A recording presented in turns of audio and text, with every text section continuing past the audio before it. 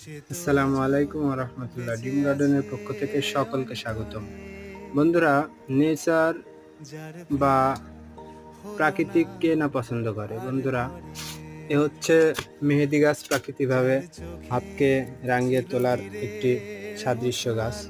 বন্ধুরা, এই মেহেদিতে হাতের অনেক উপকার আসে। বন্ধুরা, এই মেহেদি গাছ হচ্ছে হাতের ঘা পচরা দূর করে।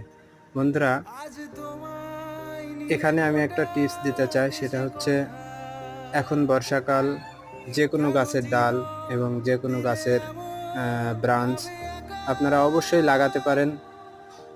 লাগালে অবশ্যই আপনারা অ্যান্সার পাবেন, সেই গাছ হয়ে যাবে। বন্ধুরা,